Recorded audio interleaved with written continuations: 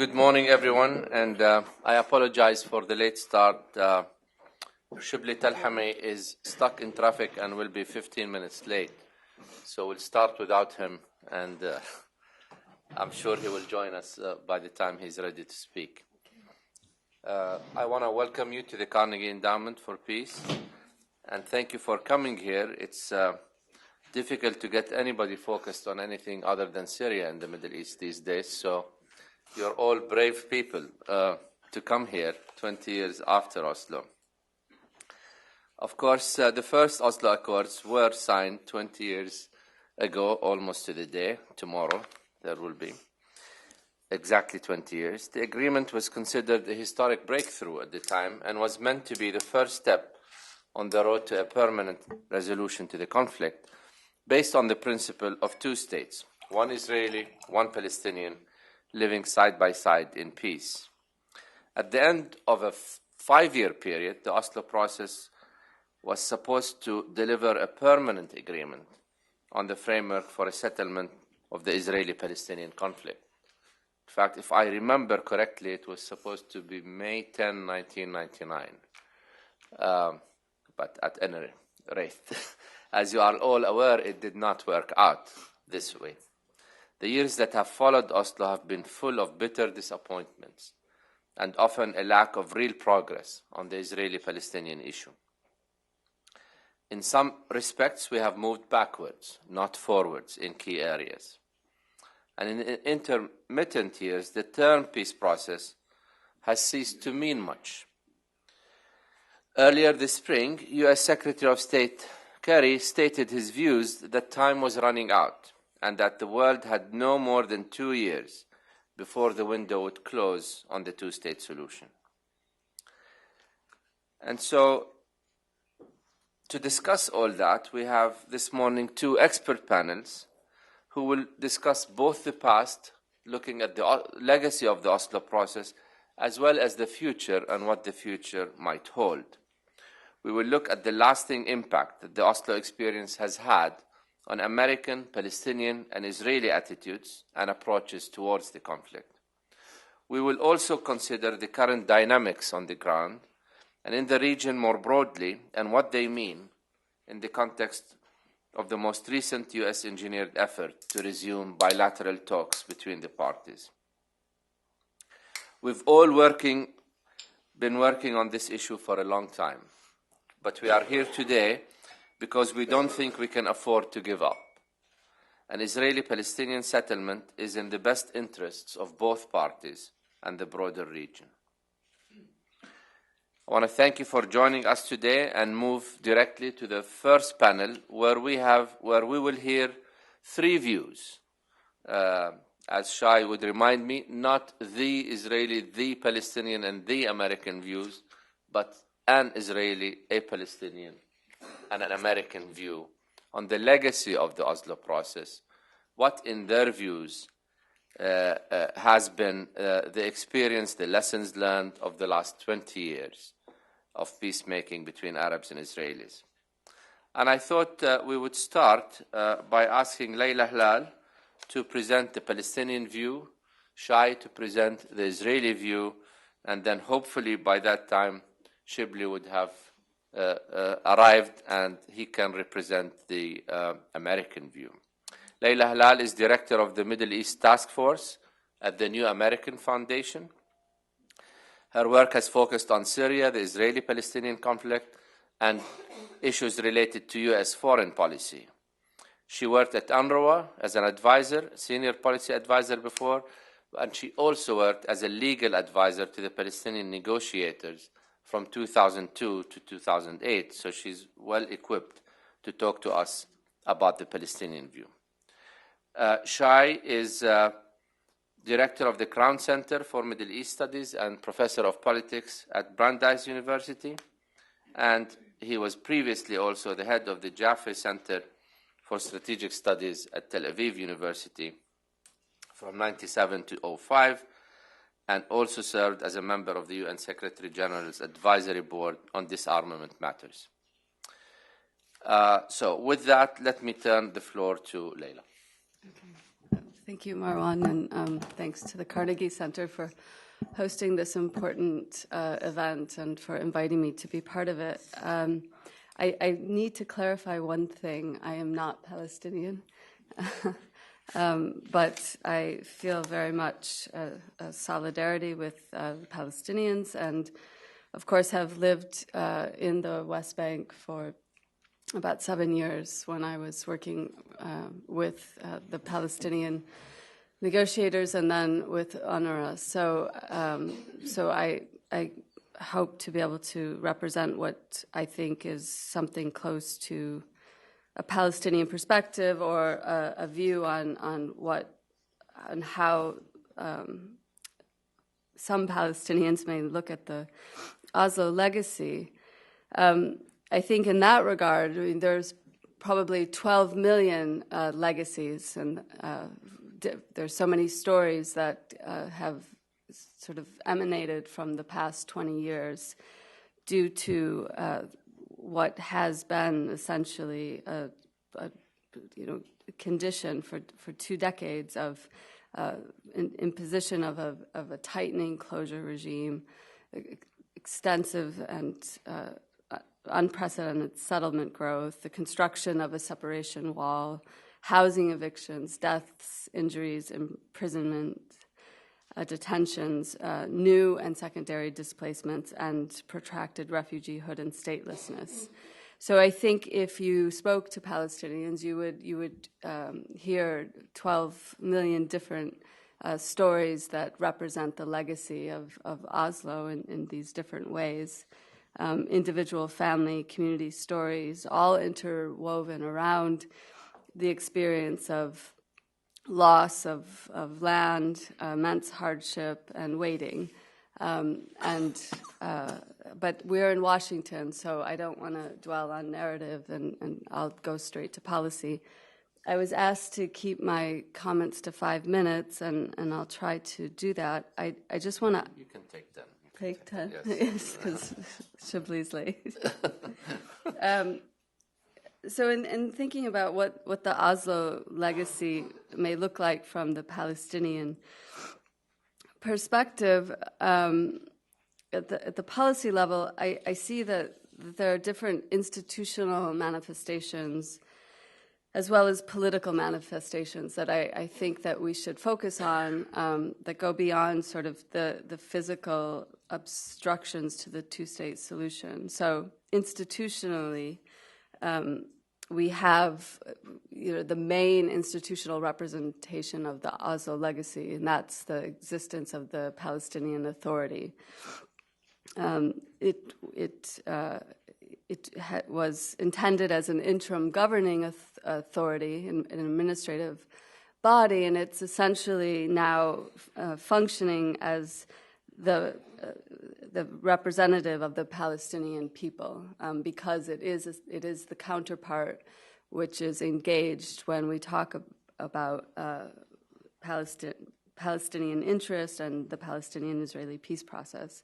So it's outlived the 5-year timetable, but more than that, it's created a high level of dependency through the provision of salaries, through the economic system that has sprung up around its existence.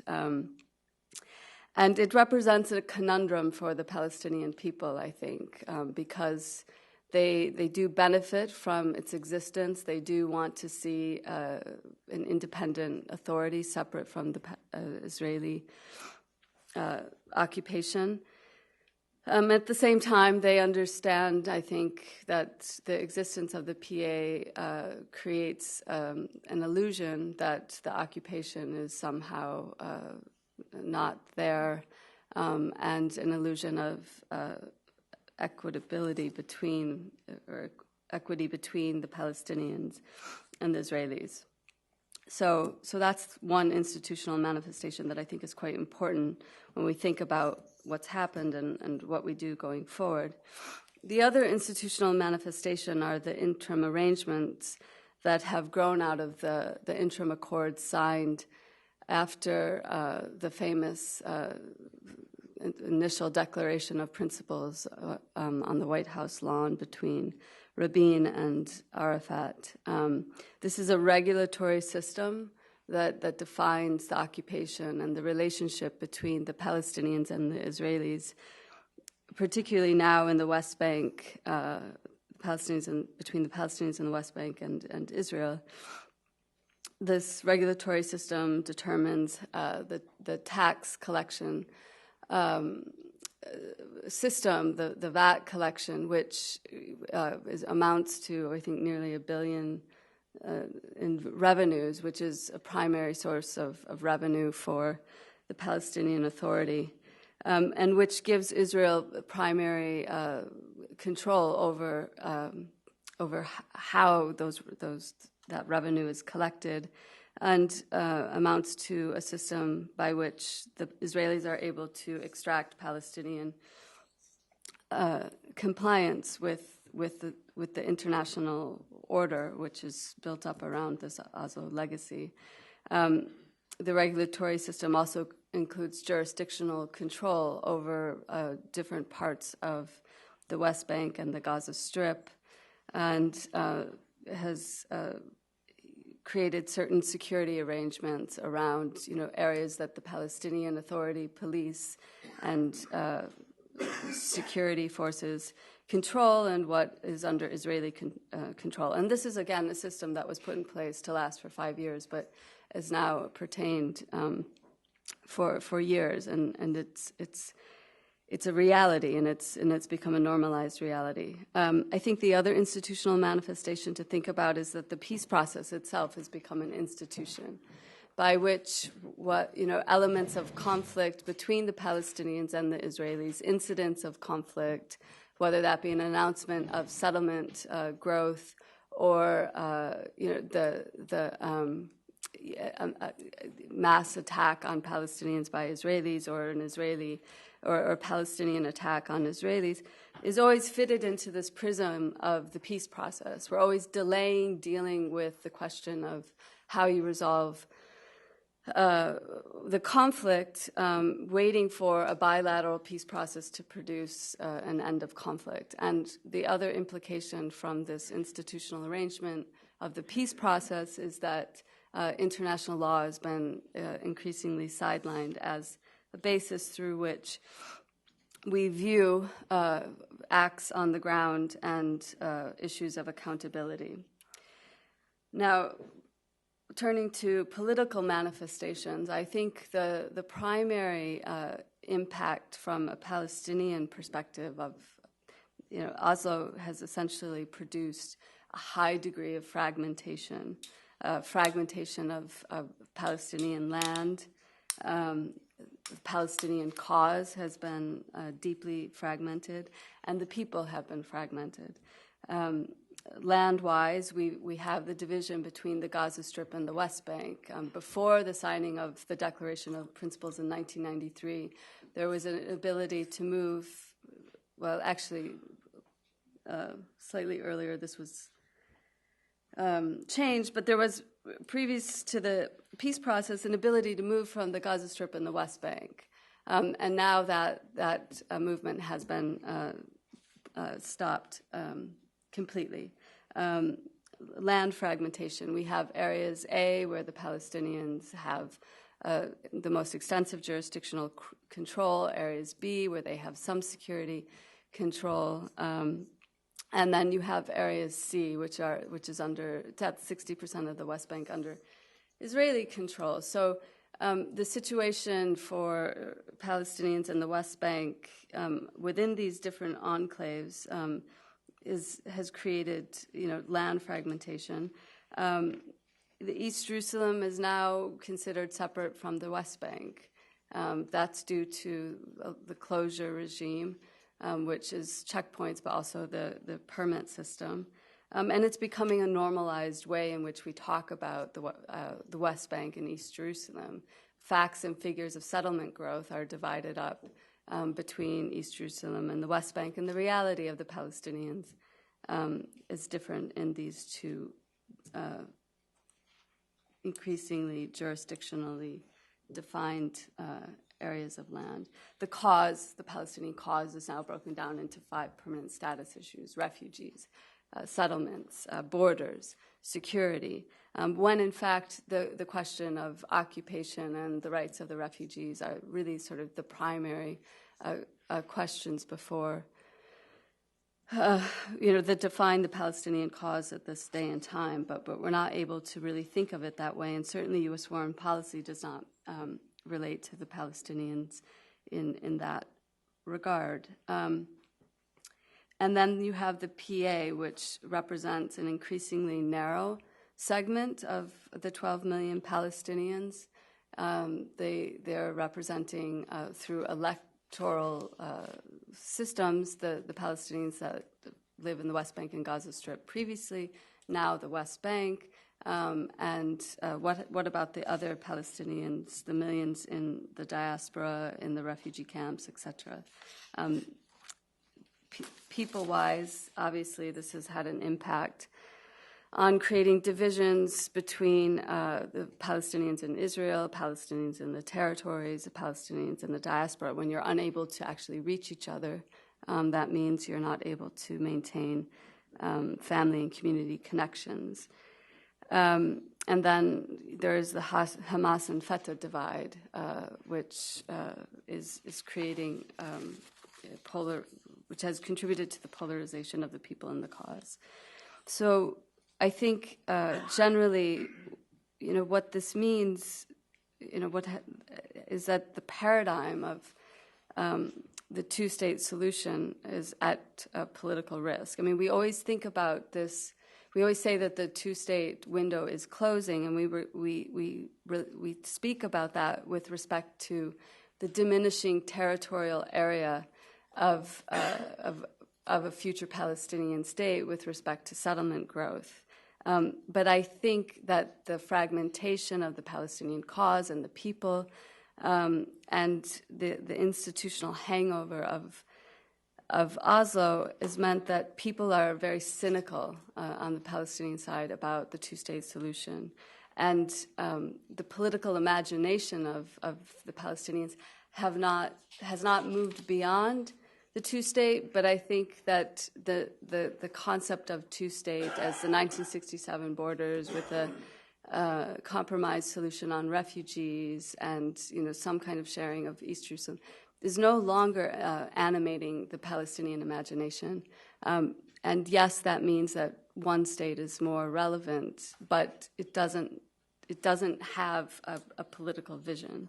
So one of the legacies of Oslo is that we are left with a political vacuum on the Palestinian side. And so in closing, I just want to comment a little bit about the process legacies of Oslo. Before Oslo, and I think what brought about Oslo was a campaign of civil disobedience in the Palestinian territories, and that process was one of unification and consensus building. You had the unified leadership committees that were mobilized throughout the West Bank. And again, you had strikes, and the people were active. Oslo essentially supplanted that process and turned the process of political action within Palestine toward this bilateral peace process, which continues and lingers today, but which is not producing results.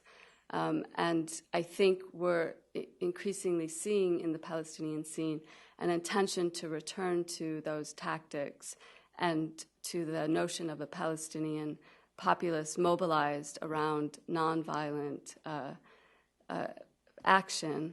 And so I think that is one positive legacy that people are saying, okay, enough with this two-state or bilateral endless process that doesn't produce results, and let's go back to a process of collective mobilization and nonviolence.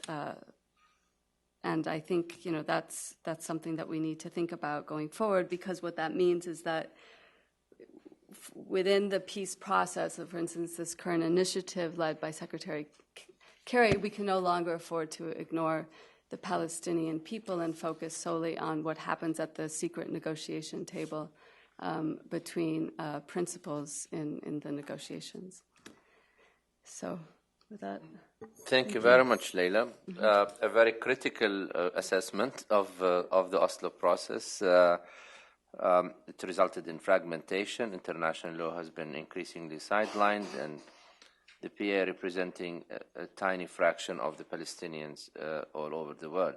I will leave the issue of the one-state solution and nonviolent action maybe to the second panel, where we look at prospects for the future. But I think Leila presents an interesting and a powerful idea that the paradigm of the two-state solution is at risk, not just because of the diminishing territorial aspects of the problem, but also because of what she calls the fragmentation of cause and people, which has brought cynicism into the whole Oslo process, and which might require everyone to think more creatively in the future. Let's move to an Israeli view from Shai, and see what kind of assessment, Shai, you would like to give us about the last 20 years. Thank you. And I'm also glad to be here today. I will definitely not give you not even an Israeli narrative. I've kind of left the narrative to other writings. But we'll try to give you my sense, first of all, of what went wrong. In that sense, what the negative legacy of Oslo is, and I think there are at least two big lessons to draw from this negative legacy that is very important now, as those that are trying to negotiate us out of this impasse need to bear in mind. In parentheses, I have to say that I'm at least encouraged by the fact that we don't have the foggiest idea what goes on in these conversations. I take this as a sign that it's serious. If it weren't serious, it would have already leaked. So I'm going to focus on that, but also because in the last 20 years, it's become such a pastime to criticize Oslo. I want to end by putting all this in perspective and to remind ourselves that Oslo was a significant breakthrough. And why was it such a significant breakthrough? So first of all, what was the Oslo Grand Bargain? I think, and I thought, that the Grand Bargain was fairly simple. Israel made two major concessions, and the Palestinians made two major concessions. The Israeli concessions were, number one, Israel for the first time, actually you could say for the first time in Palestinian history, agreed to transfer control over some territory that the Israeli right wing defined as the parts of the greater land of Israel, to Palestinian control. And the second Israeli concession was to accept the PLO, formally as the legitimate representative of the Palestinian people, but even more profoundly as Israel's partner, and Arafat as Israel's partner. And I'll go back to this, in my second set of, or second remark. This was a huge change on the Israeli side. Similarly, the Palestinians made two major concessions. The Palestinians did not reject until Oslo the idea of a phased process. But the Palestinians insisted until Oslo that they are willing to contemplate a process that would be implemented in a phased fashion, but one where the final destination would be crystal clear. That was the major Palestinian concession at Oslo. In Oslo, for the first time, the Palestinians accepted what we called a quote-unquote open-ended process, where they accepted the principle of a phased process without a promise of what the final destination will be. And secondly, there was a commitment in Oslo essentially to end, quote-unquote, the armed struggle.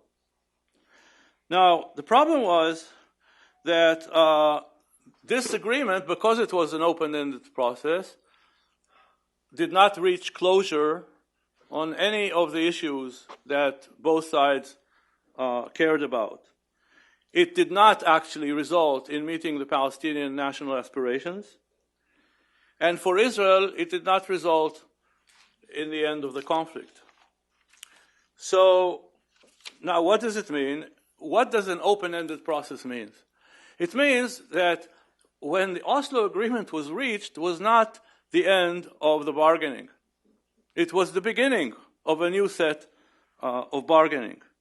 And in that sense, the Oslo Agreement was simply a prelude to future negotiations. Now, the problem is that this didn't take a genius to understand. This was clearly understood by both the Palestinian leadership and the Israeli leadership. And since they both understood that they were simply entering future rounds of negotiations, each side essentially felt that it has to maintain and keep leverage for the future negotiations. Now, what was the leverage? On the Palestinian side, leverage meant that the violence had to remain an option, because Arafat, with all the verbal general commitment to quote-unquote end the armed struggle, understood from his perspective that to continue to be able to press Israel to move in the direction that was not promised in Oslo, he had to keep violence as an option. And on the Israeli side, leverage meant that you don't give up the entire territorial card, because there were all other non-territorial issues that Laila mentioned as permanent status issues, that those, and I'm not talking about the right wing that opposed giving any territory, but even from the standpoint of Rabin, who signed the agreement, there was a feeling that you can't give up the entire territorial card.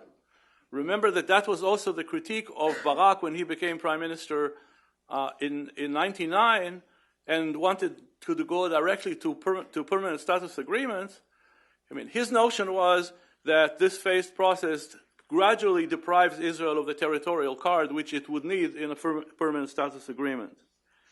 So what happened is that neither side's expectations from the bargain of Oslo were met. Okay? The Israelis expected end of violence. They didn't get the end of violence because violence continued, either by some elements within Fatah, but initially mostly through Hamas, because the Palestinians never really fully abandoned the armed struggle. And again, a non-Israeli view of this says, of course they didn't. They couldn't, because they had to maintain leverage. And the Palestinian side didn't get what it wanted from this process. It didn't get the end of occupation, because Israel continued to hold on to important territorial cards. And the second element, which is connected to this, is that not only did each side try to maintain leverage, but also neither of the two sides, in that sense, neither Arafat nor Rabin, were fully willing to fully confront the opponents of the process within their own camps. So Arafat never fully confronted Hamas and essentially allowed Hamas to begin the campaign of suicide bombings in 95 and 96, which led to eventually to Likud defeating Peres in 96. And Arafat refused all of Israel's urging at that time to establish what the Israelis called a monopoly of force, to engage in what in the Israeli discourse with Arafat was called the Altalena moment, which goes back to the analogy of what Ben Gurion and how Ben Gurion dealt with the opponents of compromise. And Rabin never fully confronted the opponents of the process from the right wing and especially among the settler community. And the outcomes of this avoiding of the confrontation was certain obstacles on the process, like the massacre in Hebron, conducted by a settler from Kiryat Arba, Baruch Goldstein, or Yigal Yamir, who eventually assassinated Rabin.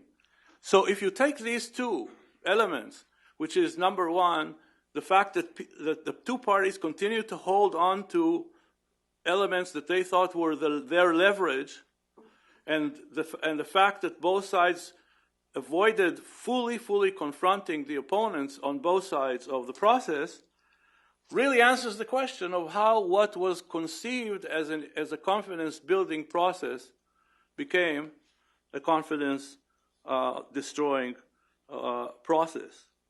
And the second element here, facet of all of this, is that Oslo never included a verification and compliance mechanism.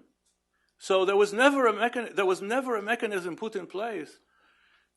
And in that sense, I will be happy to hear Shibley's version of the American role here. But both parties negotiated this agreement basically without the Americans, but came to the Americans. As of the signing ceremony, in a sense, it could have been the American role to help define some kind of a compliance, verification, and enforcement mechanism to hold the parties responsible for their commitments and obligations. And that was never put in place. So you can see that I don't assign any particular responsibility here. I think the Israelis played their role, the Palestinians played the role. The American side, I don't think, played its entire role that it could. There's plenty of blame to go around, but I think what's really important is to understand why what went wrong. And in my view, if there's any lessons to be drawn for this, for what is going on today, and I'm not going to invade the second panel, is just to say two things. Number one, we really have to understand the pitfalls of an open-ended process. So all I can say is I hope to God that whatever is actually being discussed, and as I said, luckily we don't know what's being discussed, is not meant to produce another open-ended process, because it's going to be as disastrous in that sense as the current one. And secondly, whatever will be agreed upon by Israelis and Palestinians with America's help now has to have some kind of a mechanism for compliance, verification, and enforcement. Because otherwise, each party will continue to cheat, quote unquote, because it will feel, especially if it's an open-ended process, that it has to maintain cards for future negotiations. Let me end by saying a few words about something that kind of slips the discussion over the last 20 years, because it's very, in a sense, we know that the process has not met either the Palestinian expectations or Israeli expectations, so it's very easy, in a sense, to criticize this process. So I just want to say a few words about putting all this in perspective and appreciating that in the end of the day, this was a huge breakthrough. And let me put this in a very personal note. Leila mentioned correctly the civil disobedience, although I think if you went to the Israeli narrative about how to characterize the first Intifada, I think the Israelis won't exactly call it civil disobedience. There were some uncivil dimensions to it. But at the same time, I have to say this, which is after I was at the time, actually, when this whole thing began in December 87, I came here for a year to the Wilson Center and came back to Israel by the summer of 1988, which meant almost 9 or 10 months into the first Intifada. For us at the Jaffe Center, it became crystal clear that the world after the first Intifada is not going to be similar to to what happened until then, and that essentially the pre-Intifada situation is not sustainable. So we embarked on a huge project, which at that time was called the West Bank and Gaza, Israel's Options for Peace. And we looked at 6 options that Israel was facing. We actually mobilized 13 working groups to deal with the 13 facets, ranging from security, economics, and so on and so forth, and made a serious exploration of these six options. And in the end, we took a very controversial stance of actually, separately from the book that is still somewhere available by Amazon, I would think, has this very detailed analysis of these six options, their pluses and minuses. In a supplemental paper, we actually came up with a recommendation. And the recommendation was, because the options ranged from an independent Palestinian state to annexation. And our recommendation was essentially, and this is the paradox, I was one of the two co-editors of this, so I take full responsibility, because we recommended an open-ended process. Okay? And we recommended an open-ended process which did not exclude but did not promise or commit that at the end of this process the result would be an independent Palestinian state. So I repeat, it did not promise, but it did not exclude. That was the first part of our breakthrough in 1989 when this was published. The second part of this was that we basically reached the conclusion that Israel has no other partner than the PLO to negotiate this, okay? Now, you have to remember, the PLO was seen by Israelis merely as a terrorist organization up to that point. So you can imagine, first of all, the media attention that report assumed.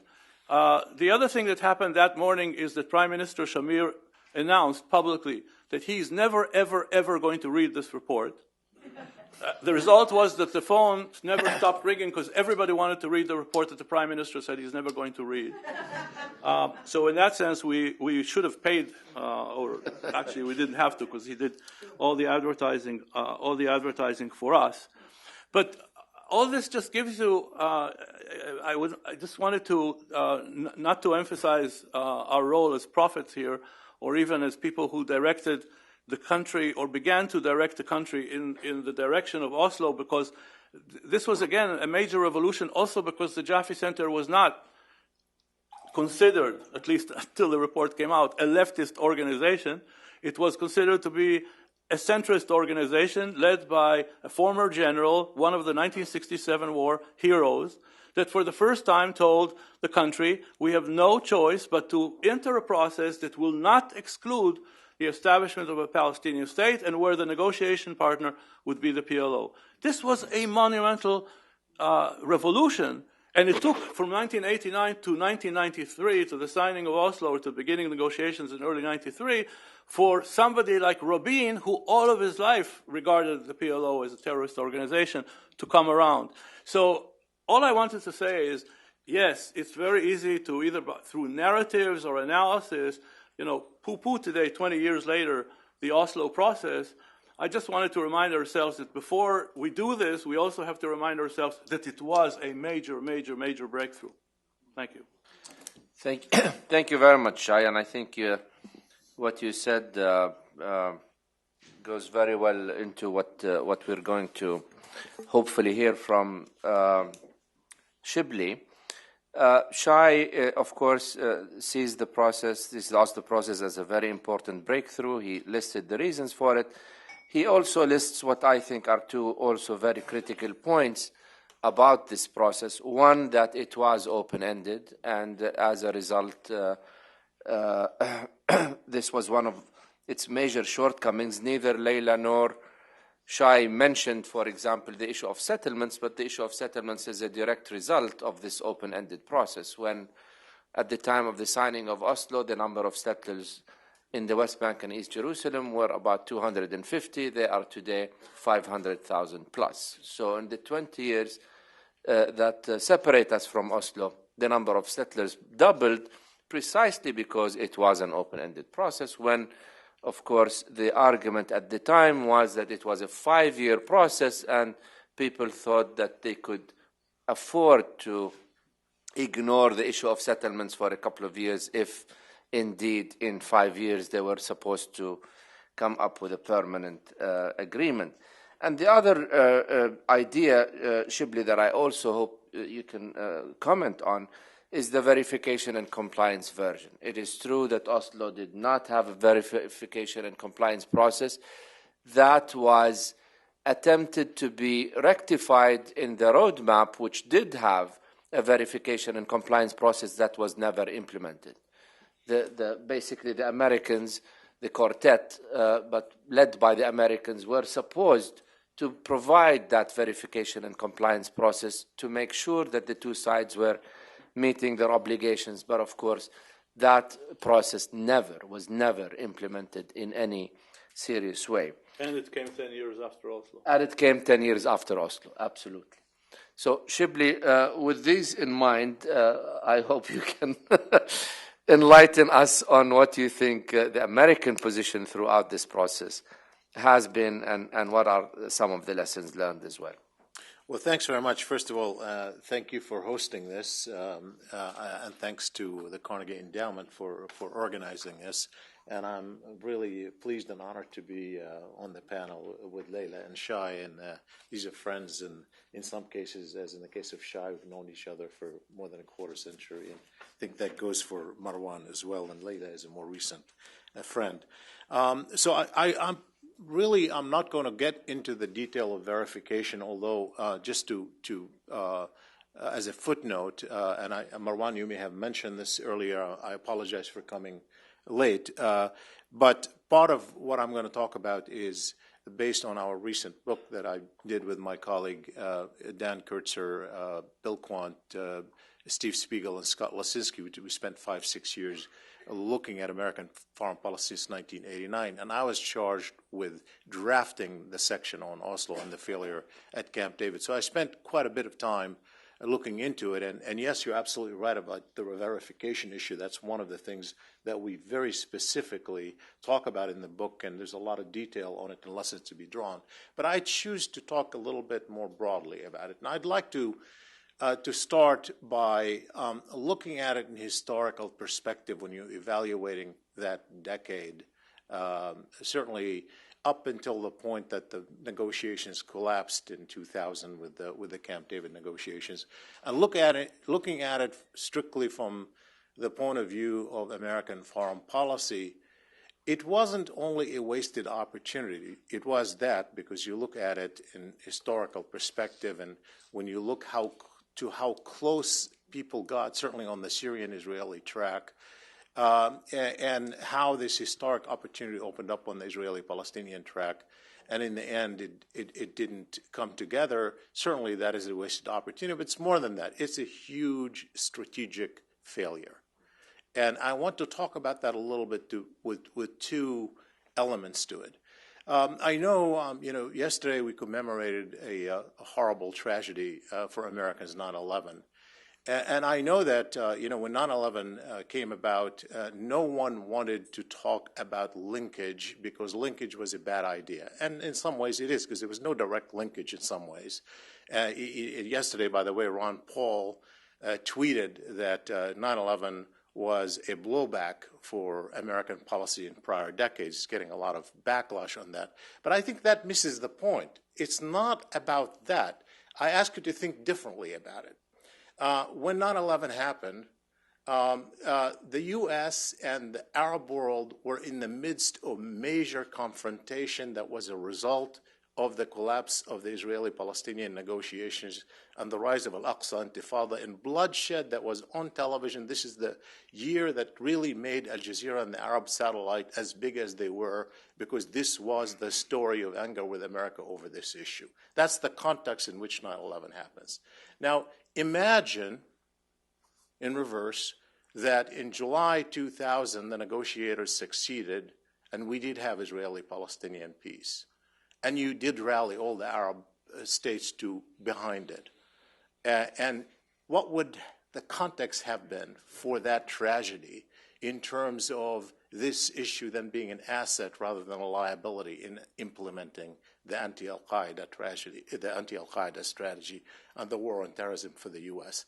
It is a huge contrast, and when you think about it, you can understand how much a difference that could have made if it went the other way, and how much of a difference worked against the U.S. in public opinion, at a minimum, it was a distraction, but it was a lot more than a distraction. And it was a mobilizing issue that worked against American policy. So that's one.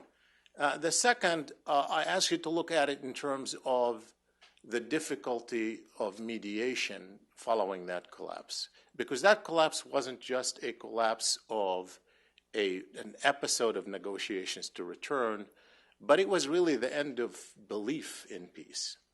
And I think when you look at the psychology that during the 1990s, Shai rightly talked about sort of what it meant to Israelis and Palestinians in historical perspective, what they each hoped to get out of it. But if you look at it, even in the middle of all the ups and downs, including the downs, whether it's the assassination of Rabin, the terrorist bombing, the Baruch Goldstein attack in the mosque, all of those things that did generate a lot of backlash and frustration and more pessimism, if you asked analysts, if you asked most people during that decade, is the Arab-Israeli conflict on its way to a resolution or not, more people would have said it's on its way to a resolution. The bet was that it was unavoidable. Even if people didn't like the terms, people thought it was the wrong agreement. But if you had to bet, you had to bet on moving in that direction. That's one reason why the U.S. was able to mobilize many Arab countries who otherwise were sitting on the sideline. Now, in contrast, what you have is if you ask people whether they think it is even possible to have peace, majorities of both Israelis and Palestinians now believe it's not possible. It's impossible. And so when you think it is impossible, you would be a fool to compromise. If you are preparing for inevitable conflict, why would you want to compromise? And so we have to put that in perspective in terms of the structuring of the approach for the parties when they are making an assessment that the chance of peace is not very high. In the 1990s, that's the transformation. People believed it was high. Now they don't believe it's high. And by the way, that also frames attitudes broadly at the public level, including on issues like the degree of empathy with the other side. Issue of incitement that we think is only instrumental, in fact, is not just instrumental. It has a societal role when people expect conflict. They don't want to empathize because they want to prepare themselves for conflict. They see incitement as mobilizing of a public for an inevitable conflict. So even those, I've studied this, by the way, I have a whole study on the role of empathy and incitement in the Arab-Israeli conflict and the attitudes of both sides. That pessimism frames those attitudes, and that's what the U.S. is up against now. It was a different environment in the 1990s. So I want to sort of put that up front in terms of the consequences of that collapse that were huge. Next, I want to just focus on why the U.S. failed and what were the issues that were at stake in the American role. Obviously, this is one of the things that we face, particularly in writing the book, and I know that Ambassador Kurser is speaking later this afternoon about looking forward, drawing lessons from what we had concluded. But I remind you that the aim in focusing on the American role is not to blame everything on America, just to say what America wanted. We know that the Israelis and the Palestinians did a lot that was wrong, and there were a lot of failures, but our focus is strictly on the American side. And also, to be further fair, I want to say that when the U.S. started this process after the Israelis and the Palestinians secretly negotiated the agreement in Oslo, and the U.S. essentially adopted it and actively pursued its implementation and moving forward toward Arab-Israeli peace, that the U.S. did inherit some problems that were not of America's doings. And let me give you three of those.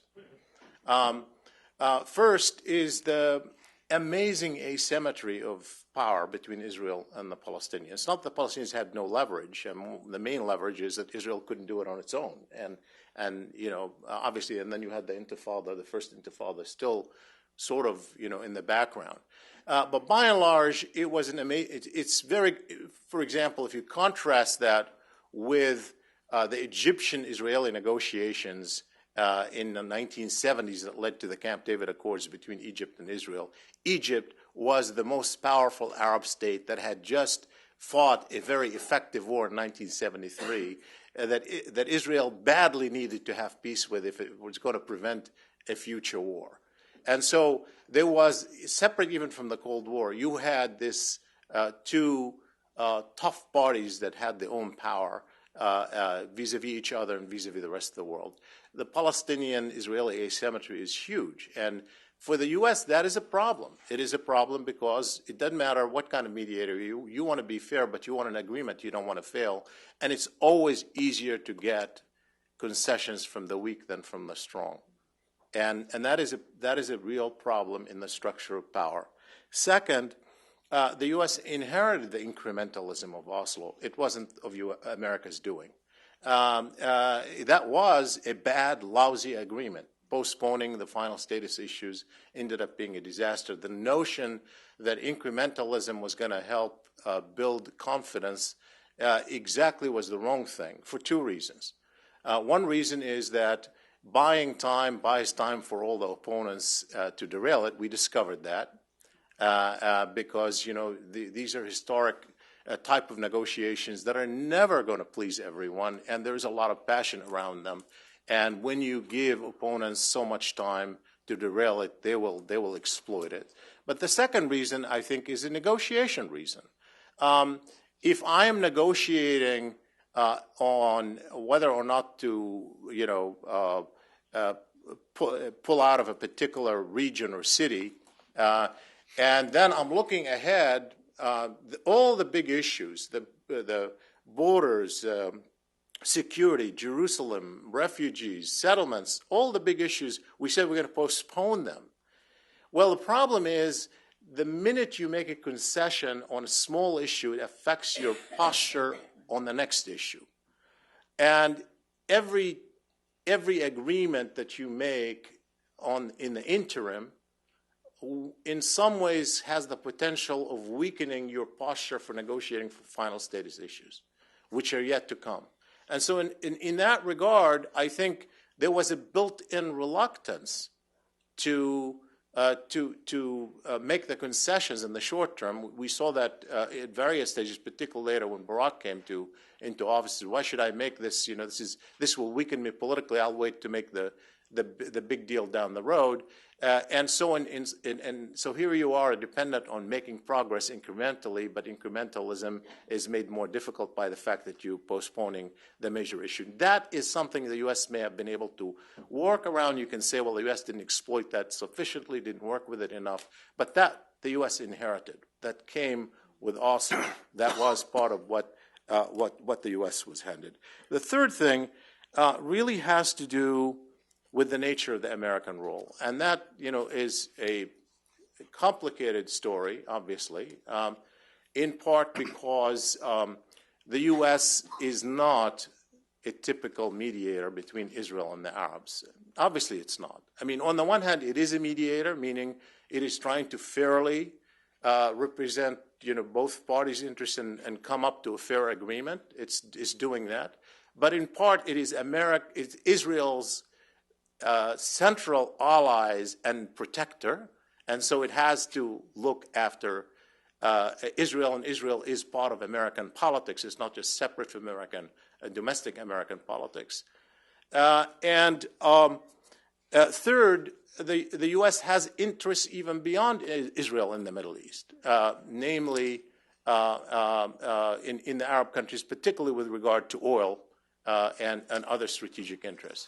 Now, the problem with this third part is that while it was very easy to identify and to accept in the American political mainstream, certainly beginning with the 1970s after the 73 war and the Arab oil embargo, when American officials thought in the context of the Cold War for sure that there was an American interest in having Arab support and American interest in having Israel support. So they sort of balance each other up to a point, and they led to an axiom that making peace was an American interest, because otherwise it's very hard to navigate this space between America's interest in the Arab world and America's interest in Israel. And that certainly was the case. That's certainly what drove America's diplomacy in the 1970s. But you can argue that by the time Bill Clinton got elected and came to office in 1993, the Cold War had ended. Foreign policy wasn't a central issue. And certainly he and his administration were not looking at this as a national security issue.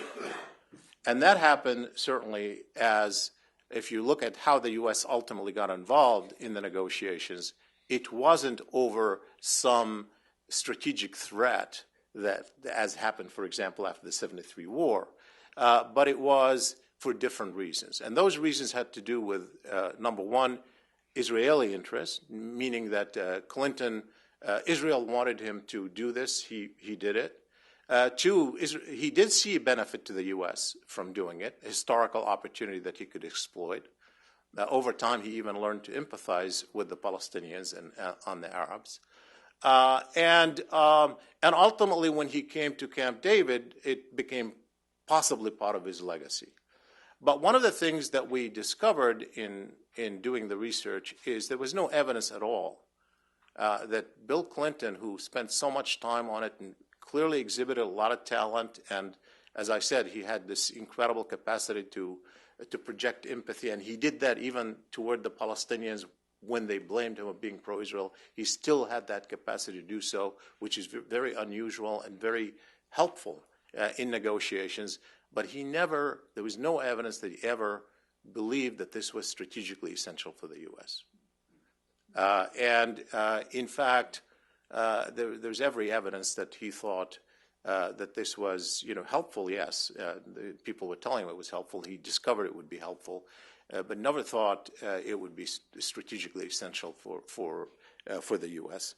And I would say that if you look at that decade, particularly through the metaphor of Yasser Arafat came to the White House through Tel Aviv, and Tel Aviv ultimately kept him out of the White House.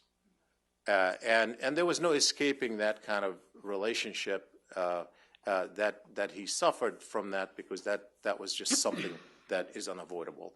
Just an example on this strategic importance issue. I happen to believe, but I think all five of us who authored the book, The Peace Puzzle, believe that Arab-Israeli peace has been, and will continue to be an important American strategic interest. We could talk about that in the questions and answers. I'm not going to give you our sense on that.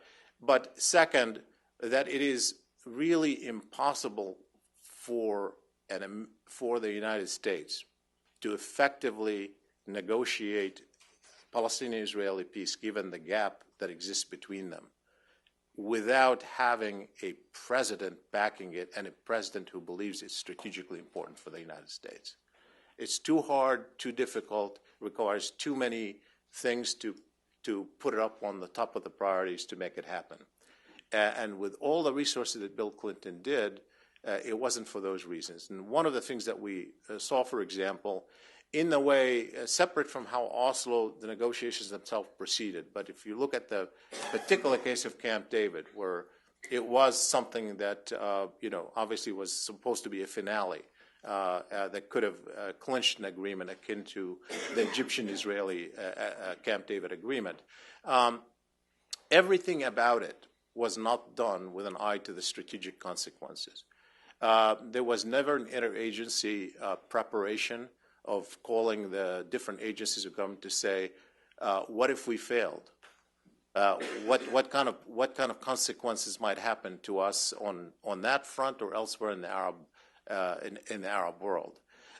There was no consequences. There was no particular preparation on the question of Jerusalem, which we know in the end was an issue that derailed. It played a significant role in derailing an agreement. And finally, the issue of blaming Arafat at the end, which was really quite critical, and I think rather consequential because many of you who know this story about what happened in Camp David, certainly Barack wanted this Camp David to happen sooner rather than later. Clinton went along with it. Some of Clinton's advisors weren't necessarily thinking this was a good idea.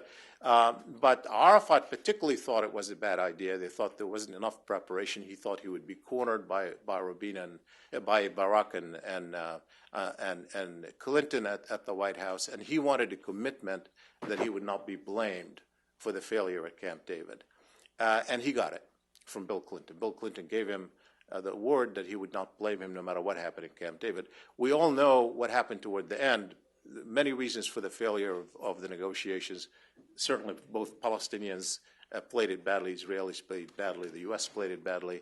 But in the end, it was a decision to make about where you go from there. Clinton decided to go ahead and blame Arafat largely because he thought he was helping Barack politically. He was frustrated with Arafat.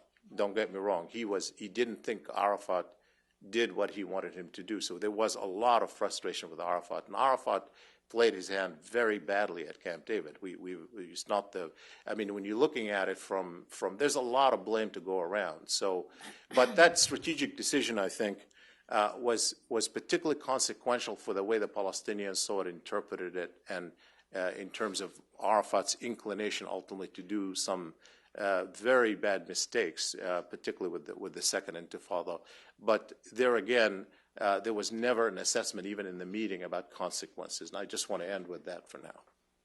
Thank you very much, Shibli, for a very insightful presentation. And I think one of the key issues that Shibli talked about is this issue of, first, the support and commitment of the U.S. president and how important that is to bringing about a settlement, but also the linkage between that and the U.S. national interest and whether there has been such a linkage, which would actually be a good way, a good issue to discuss in our next session, whether indeed with this latest round of negotiations we do have the support and the commitment of the U.S. president in this process, or is this a Kerry led effort that might or might not have the needed support of the U.S. president.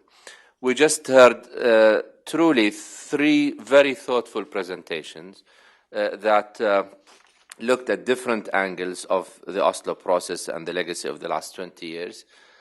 We have half an hour for questions on the issue. What I will do is take maybe 3 or 4 questions at a time. Please make it a question, and please identify yourself before you do that. So, please. First, thank you. I am May Rihani. Worked all my life in international educational development. Thank you for this excellent panel, very informative. And if I'm allowed to ask a provocative question, I will. Please. The question is for Professor Shibli. Do you think a U.S. president would be in a stronger position of being a fair mediator and of playing his role more strategically with regards to U.S. interest if he's not held hostage to the historic alliance between Israel and the U.S.? If he's not what to this historical? Held hostage. To the U.S.-Israeli. To the historic. Hostage. Wait, Shibli. Let's take a couple more questions before. In the back there, sir. Yes. Stephen Stern, it's for Shai Feldman's formulation about legacies of Oslo and a later legacy. If we see the failure at Camp David and the Intifada, based on the structure of open-ended and fragmentation of what was asked of people at Oslo. How does that legacy play out in terms of the latter part of the Bush administration and the Mahmoud Abbas, Ehud Omer negotiations, in which territories and final stage seem to be sincerely on the table? Okay. Yes, ma'am. I'm Dr. Caroline Poplin. I'm a physician. I'm a member of J Street, but this is my question. It has nothing to do with J Street. For Dr. Telhami, who you talked about how people were more hopeful in the 90s and less hopeful after that. Where do you put the Arab Peace Initiative in all of that? One more. Yes, sir.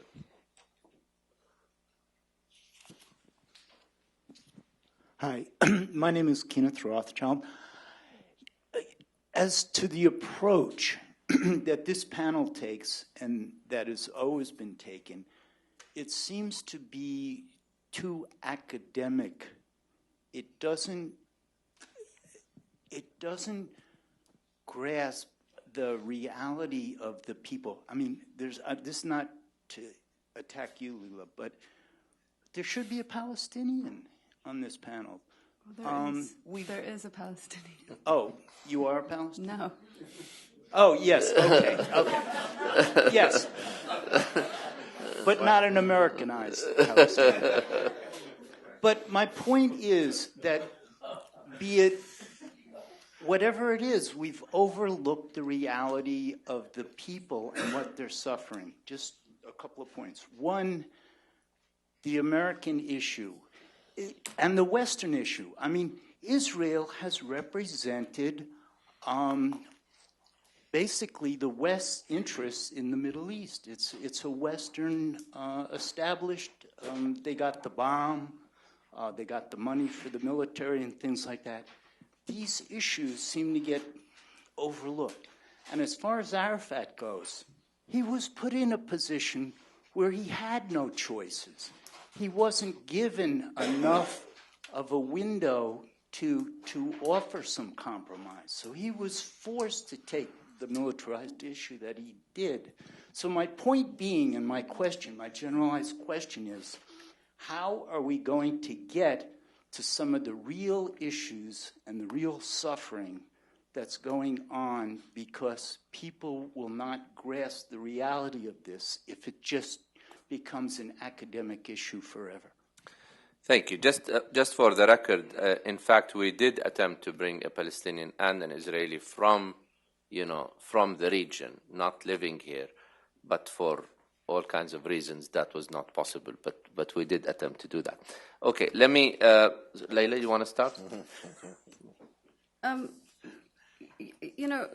thing is, what I attempted to do was to talk about the legacy of Oslo, not by saying, what is it that we can fix? Because I think Oslo has failed. And I think the sooner we accept that and move forward and start thinking about actually how do you build a sustainable peace process, the better.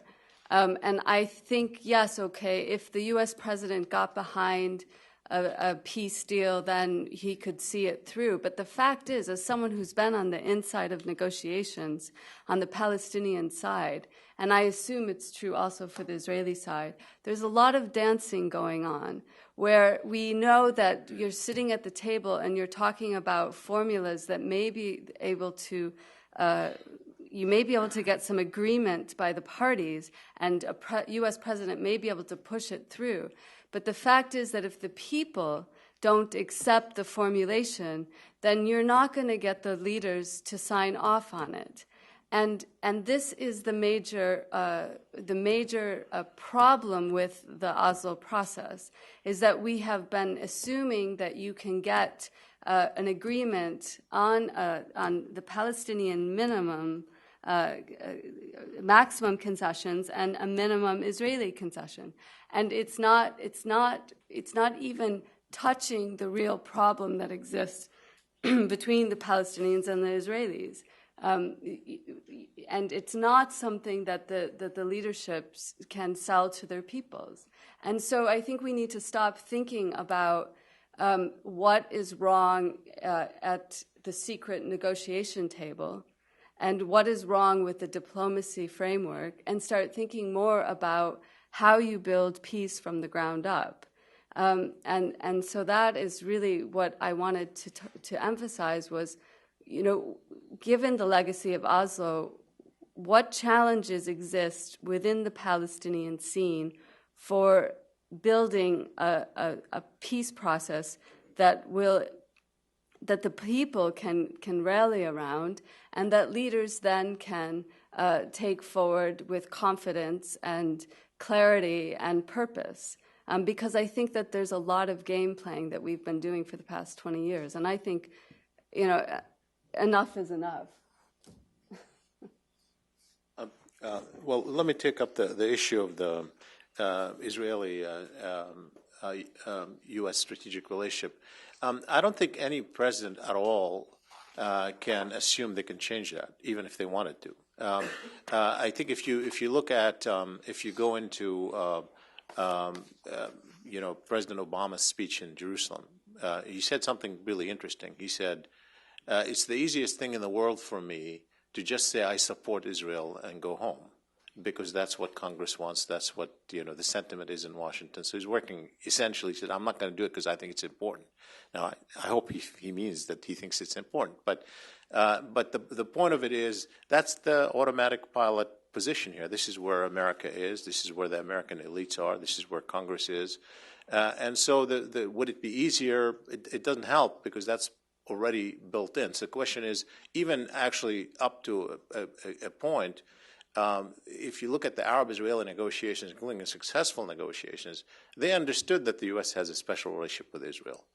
But they also wanted them to care about their interest in the Arab world. So it's not that they were saying just abandon Israel. I mean, maybe there are some people in extreme would say that. But in general, people want to work with that, but they want something else in addition. So yes, it makes it more complicated for the U.S. for sure. I mean, when you're playing these multiple roles, you're Israel's backer, but you're the fair negotiator, but you also have your own interests, and there's nobody else, and you have an asymmetry on the ground between Israel and Palestinians. It's complicated. It makes it very difficult. And that's one of the problems, I think, for America's diplomacy. On the Arab Peace Initiative, just one really interesting broad thought, which is, I know I said that when you know that I do public opinion polls in the Middle East. I do them in the Arab world. I do them in Israel among Jews and Arab citizens. So I have a sort of a sense of where the public is. Now, it's true that in my own polling, both majorities of Israelis and Arabs have come to believe that the two-state solution is no longer possible. But when you ask them, are you prepared to support it if it were possible, you get majorities who say yes, including in the Arab world, including after the Arab uprisings, including in Egypt and Saudi Arabia. So it's quite remarkable that in some ways there's still an opening to it, even among people who say it's not possible. One reason for that is that when you ask them what would happen if the two-state solution no longer became possible, the overwhelming majority in the Arab world say there will not be a one-state, but there will be indefinite conflict for years to come. So they don't essentially see a really good option realistically in their mind. Now, what happened on the Israeli side is a little more, that used to be the answer, which is if there's no two-state solution, you're going to have more conflict. In the most recent poll I did on that, I have more Israelis say the status quo will continue than more conflict. And the status quo is not entirely uncomfortable for Israelis. So the urgency in Israel is different than the urgency in the Arab world. And the urgency in the Arab world is certainly expressed in this revalidation of the Arab Peace Initiative, particularly among states that have a lot of other issues. They want to take this one off the table because that's a complicating factor for them, and they prefer to do that. And I think that issue, of course, is if an American diplomacy can work with it. I think one of the failures that everybody recognizes of the Bush administration was they didn't exploit that and make use of it and use it as an incentive to Israelis to carry through. Secretary Kerry is trying to do that, but in a weakened Arab world without a really viable negotiation yet. So I think it could be an asset. try to address a couple of points here. But I have to, I would say, prelude these by saying the following, which is that what happened in the Middle East since, and in Arab-Israeli relations, since Oslo, provides almost an infinite menu of things to address. And at least I try to focus on the heritage of Oslo, because dealing with why what happened in all these years post-Oslo is, of course, a very complicated story. And if Shibli was allowed to give a plug to a book that was already published, I'll give a plug to a book that is about to be published. And in November, that is to say, my Palestinian colleague Khalil Shikaki, my Egyptian colleague Abdulmunim Saeed Ali, and myself are publishing the first university textbook on the history of the Arab-Israeli conflict that has been co-authored by an Israeli, an Egyptian, and a Palestinian. And we made a very, very clear distinction between narratives and analysis. Very clear distinction between what has been the Israeli, the Palestinian, and the broader Arab narratives, and our analysis. And to the point that was made earlier, I apologize. We make this analysis as three political scientists, academics. That's our heritage. Shibli and I, in fact, have been educated in the same place as academics, with the same advice. with pride. So that's number one. Number two, in the answer to the question in the back of the room, yes, 2008, the Annapolis process, in my view, was an effort to implement the lessons of Oslo by saying, no, this is not about another open-ended process. We're going to try to create some finality, reach some finality to this. The problem is, and that relates to, again, a number of points, and as I said, this is all within the prelude of the fact that just analyzing why Annapolis failed requires another panel. And as I said, I thought we were talking about Oslo. But just a couple of points which are related to the discussion we had here until now and how they apply to Annapolis. You have to talk first of all about the parties themselves. Who was party to Annapolis as in terms of the leadership and what kind of problems they encountered. The Israeli leader who embarked on the Annapolis process, we have to admit, he was a wounded leader already. Okay, he was wounded by what others will call the misconduct of the 2006 war. Okay, he was one of the victims. Again, depending on the narrative, some people will say a victim of his own doing, of how this war was conducted from the Israeli side. But he was wounded. Politically, he was wounded. Okay, and secondly, the American role here was played, and it's the Bush administration that convened Annapolis, but it was a torn administration. Shibli pointed to one aspect of this whole thing, which is the president behind it? Well, this is the administration that convened Annapolis was an administration that was in an internal guerrilla warfare as to the significance of the project. Okay, because there was no agreement between the president and, or put it this way, certainly we know where the Secretary of State stood.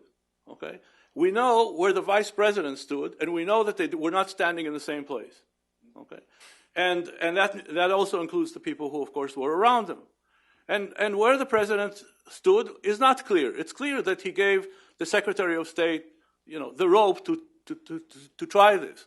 But it certainly cannot be said that the President met Shibli's qualification, which is to say, somebody who's fully behind this. And here I want to say just one word about why here. And Shibli talks about one role of 9/11. How would the reaction to 9/11 been different if we had peace in Oslo and so on and so forth, or even peace in Camp David and so on and so forth. But we also have to remember that 9/11 conditioned the perception of the Palestinian side in this country, because Bush, rightly or wrongly, saw Arafat as of that point through the prism of the so-called war on terror. Now again, Palestinians have their narrative, Bush would have his narrative, but the reality is that that was the prism through which Arafat was seen, by a combination of the perception of 9/11, the feeling that the president had that Arafat lied to him and cheated to him, the pinnacle of which was the incident around the Korean A ship of Iranian arms going to the Palestinian side, and so on and so forth. So again, again, when we come to this, we also differentiate very clearly about what was the Palestinian, what was the Israeli, what was the American narrative about what happened there. But the reality is that the systemic factor, again, we come from the same school of international politics, the systemic factor was that the war on terror then became a prism through which Israeli-Palestinian relationship was seen in the global and regional sense, in a way, kind of a microcosm similar to the fact that if you look at the Arab-Israeli conflict in the 50s and 60s, you cannot isolate this from the Cold War. Everything, or almost everything important in the Middle East in the 50s and 60s was through the prism of the Cold War. So that's number two. My last point is this. I think that we are actually faced with two, monumental problems going forward. One problem, as I said, was inherent in the Oslo process, which is how to deal with the opponents of the process, the Israeli opponents and Palestinian opponents of the process. But I think there is huge significance to what, the data that Shibli provided, because that points to the fact that we have a major problem in the center of the map, something that our chairman called the Arab center. Well, there is an Israeli center and there is a Palestinian center. And the problem with the centers right now is that they remain, as in terms of expressing, as Shibli made clear, their preference for peace, but they're so pessimistic. And the problem is how to generate, optimism in this situation. And that's tough.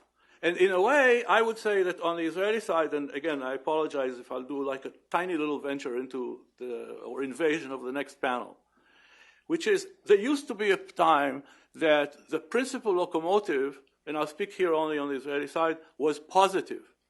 In other words, the process was to achieve a positive outcome. Now, I think that it's possible that under the present circumstances, you might get to an equally positive, let's say, direction from a negative standpoint, in the sense that the purpose, at least for the prime minister on the Israeli side, the current prime minister, may not be, some kind of a positive vision. Again, with the extreme example on the other side is Peres, okay, Shimon Peres, who is driven by a positive vision of Israeli-Arab peace, okay? Netanyahu is driven by a negative vision, and the negative vision is, what's the default option if there is no peace, okay? And what drives, if there's any hope here, is that Netanyahu is driven by this very strong conviction that was certainly very important in understanding Olmert, despite all the problems that he had in 2008, that a one-state reality is a disaster.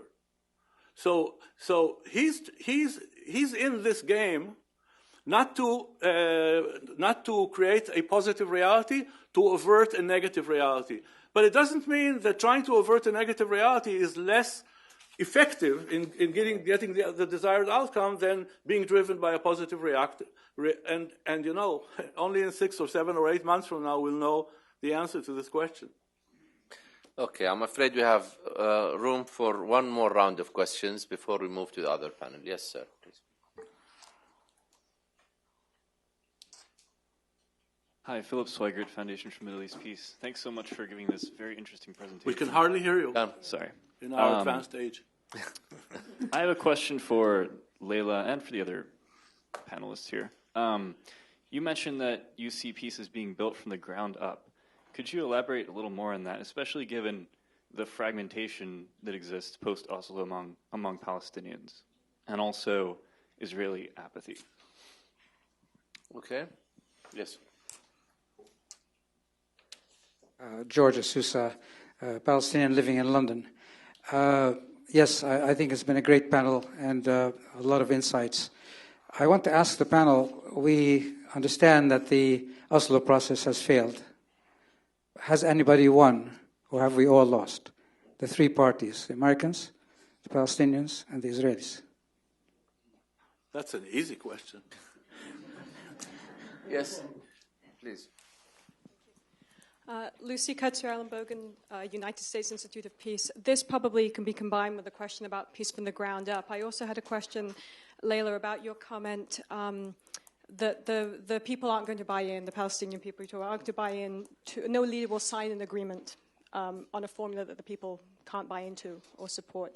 And I think that's absolutely right. But when you take Shibley's poll results and you see that certainly on the Palestinian side, a little more complicated on the Israeli side, that despite intense skepticism, ultimately, even for lack of a better alternative, there would be support to a two-state solution. It seems that what you're looking at is that there is a vacuum of leadership there, that leadership has a role to play in bringing the public along with him in this case. So I wondered what your thoughts were on what the leadership is doing in that regard, could be doing better on the Palestinian side, and also the question on the Israeli side too, because I think it's an equal concern. One more. Yes, sir. Sarkis Balakhyan, I'm from Syria. I just moved to DC, so my question You're from Syria and you came to a panel in 20 years to Oslo? Oh, my question is directed to the entire panel. As Mr. Shai mentioned that the context of the Palestine-Israel conflict was viewed in the post-9/11 era from the prism of Islamic terrorism and the war against terror. But isn't it actually a more effective and a more right approach would be viewing the various issues in the Middle East and the various conflicts in the Middle East from the prism of the Israel-Palestine conflict? And let me contextualize that a bit. For example, if we look at dictatorial regimes such as the Assad regime, starting with Hafiz al-Assad after the 73 war and continued with Bashar al-Assad later on, the dictatorial regimes usually use the Israel-Palestine conflict as a nutrition to impose their authority and to impose their will upon their own people by representing Israel as a direct threat to their national security and a direct threat to their nations. And at the same time, if you view both the Shiite Islamic terrorist groups and if you view the Sunni terrorist organizations on both sides, if you look at Hezbollah or if you look at Al-Qaeda, they use Israel as the nutrition to convince and basically convince their constituency that the Israel-Palestine conflict and the injustice caused by Israel as the legitimization of their terrorist acts. So isn't it a more correct approach to view the various issues in the Middle East that are prevalent today, whether the terrorist attacks or the dictatorial regimes, from the prism of Israel-Palestine conflict? Thank you. All right. Who wants to go first? I just would.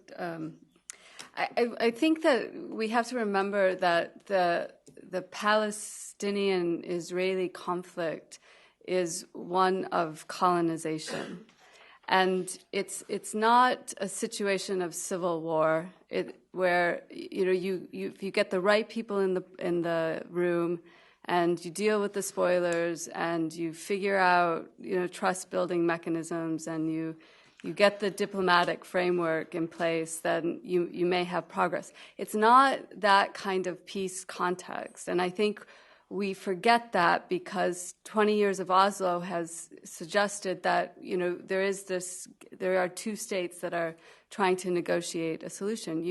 The Palestinian, the problem is one really of as in terms of saying it's a problem of colonization. It means that the Palestinian issue is a popular one, And when the Palestinian leaders sit down to negotiate, they are thinking of the popular expectations of their people. And they themselves hold that as victims and as people who have struggled historically for a long time on behalf of Palestinians. And so they particularly, I mean, the Israelis may be in a position more and more of one of willing to accommodate Palestinian needs, but ultimately the Palestinians have to address the popular expectations of their people, which are very historical.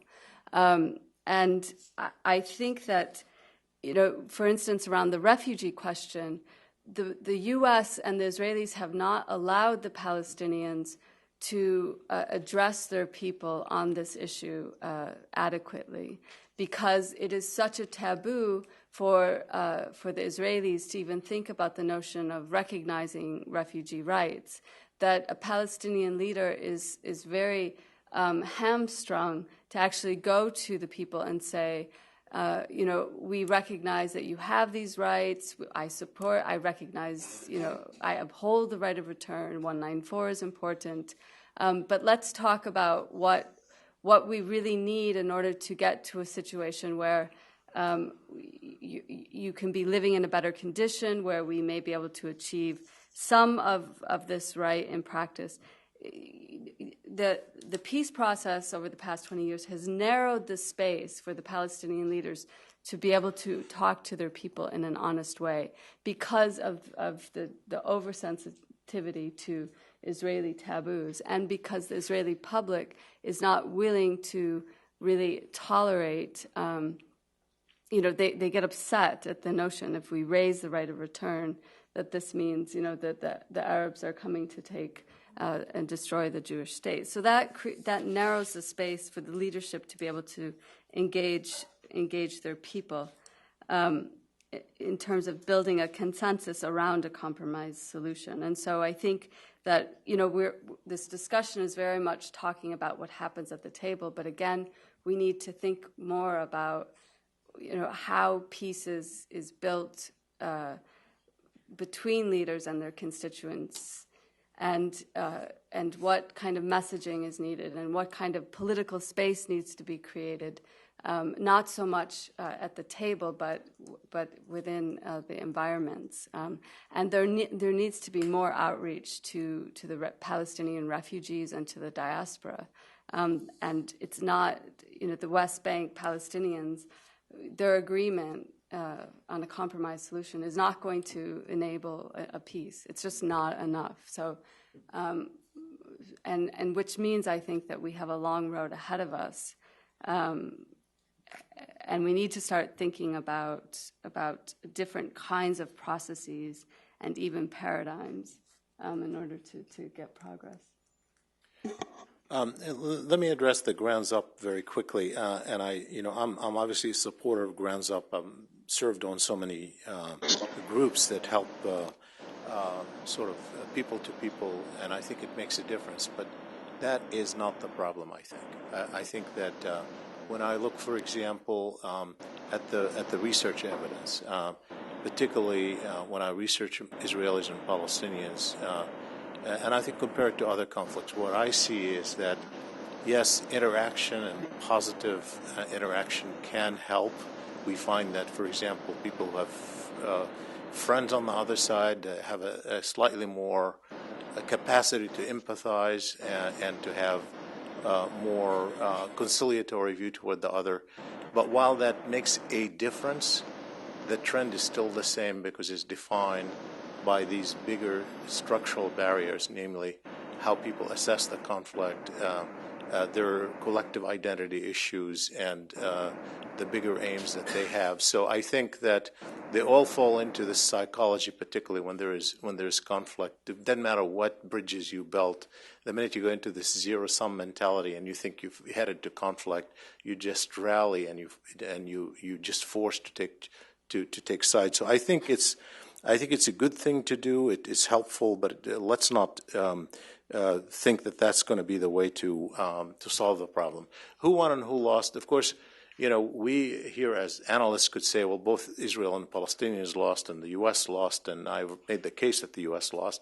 But let's be realistic about that in every country there's a battle going on. So when we're talking about, we have an assessment of what the national interest is. But we do have in every case is a battle going on in Israel for what they want to see. So if you really want, under any, paying whatever cost you want to pay to control the West Bank as part of Greater Israel, you're winning. Or you think you're winning, at least. If you're Hamas and you don't want to ever accept an Israel, at least you say you don't, I think you're winning. So I think there's certainly groups that came out of this that you can argue the winners. I mean, obviously, part of Yigal Amir, when he assassinated. His aim was very explicit. He was going to make sure that he doesn't have, and he has more supporters today than he did when he did it. And so you can say that some people for sure are winning.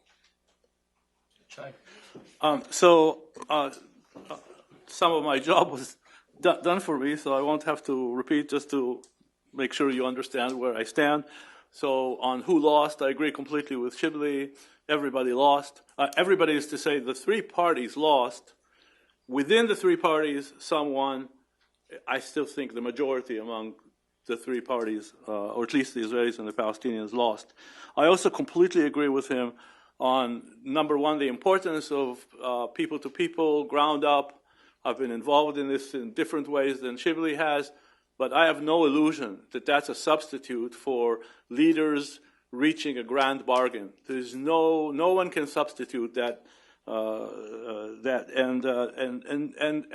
Without a grand bargain, we cannot really address the fundamental, issues that are of concern to the people. I want to make just two last points. One, I agree with you completely on this whole issue of how the Arab-Israeli conflict was played. And of course, I think on this one, although Shibli didn't actually emphasize this, he emphasized this in a different panel some weeks ago. This is kind of practically the only thing I tend to disagree with Shibli, because I think that it actually, and I kind of agree more with what I understood you to say, it's been a convenient tool but my point about this is to say that actually it's becoming less and less effective. Like when you think about, Assad in the last 2.5 years, I mean, that's what he tried to play this card by saying, oh, it's all a foreign conspiracy, it's an Israeli-American conspiracy, and try to sort of bring back the Israel factor in the hope that it would help him, unify and close the ranks behind him and so on and so forth. Frankly, I think that there are less and less people in the Middle East that are buying this, excuse me for the expression, crap, because frankly, most people wake up, even before the last 2.5 years in Damascus, and wake up in the morning in Cairo, and wake up in the morning in Riyadh or Jeddah, or, they have very, more immediate concerns. But I think that one of the reasons, not the most important one, neither for Palestinians or Israelis, but one of the motivations that has always driven me was precisely to deprive those that are simply manipulating this tool for their own interests in the region. Finally, I want to just say one word about this. And here again, I apologize for insisting on trying to differentiate here between analysis and narrative. I recognize that from the Palestinian standpoint, this is seen through the prism of colonization. And again, I said a number of times, each party has an equally legitimate narrative. There is an Israeli prism, okay? And the Israeli prism is, in my view, again, I'm not talking again about the extremes on both sides, either Hamas or the extreme right in Israel and so on. The middle of the map, the center with which we have a problem. The center in Israel is driven by fear. Okay? Now, these fears, for people who are older than mine and weren't born in Israel, I'm fifth generation, is driven by the Holocaust. Okay? And it's also driven by more recent experiences, which affect Israeli judgments about what kind of risks they can take. And the heritage of the 2006 attack by Hezbollah and the rockets rained against Israel and the Qassam rockets from Gaza, from the Israeli center standpoint is, what's the lesson? The lesson is Israel withdrew from Lebanon, Israel withdrew from Gaza, it got Katyusha rockets from Lebanon and Qassam rockets from Gaza. Now, you can battle this, but the reality is that many, many Israelis see this problem through this prism, okay? And finally, Israelis, without taking sides in this, are simply appalled by what they see in Syria in the last 2.5 years.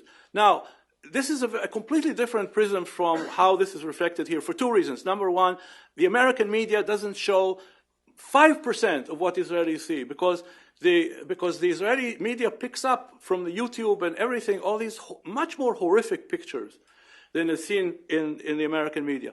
And again, it's not good guys and bad guys. I mean, Israelis are horrified by the al-Nusra and al-Qaeda types, and they're equally horrified to see the Hezbollah now being involved.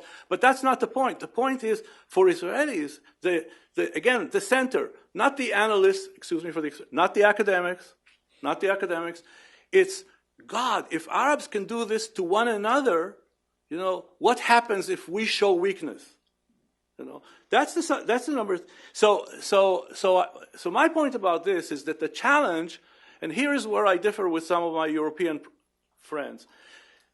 The solution to this issue is not to poo-poo that Israel has security concerns. The challenge is to persuade Israelis, and it's possible, and I think General John Allen, who's now assisting, and again, that's an invasion of the next panel, is trying to do this, is to persuade Israelis that there is a non-territorial solution to this problem. But not to poo-poo the problem, because you're battling against a very strong prism, just as strong as the colonization prism moves Palestinians in this process. Shai, thank you very much. I think you will all agree that this has been an excellent panel, an excellent discussion. We're going to take a very short break because Ambassador Kurtzer will have to leave at noon. So maybe 5 to 10 minute max coffee break. Then we reconvene to have a session about the prospects for the future with Ambassador Dan Kurtzer, Jeffrey Aronson, Nathan Brown, and joining us via VC from Beirut, Yazid Sayer. Thank you very much.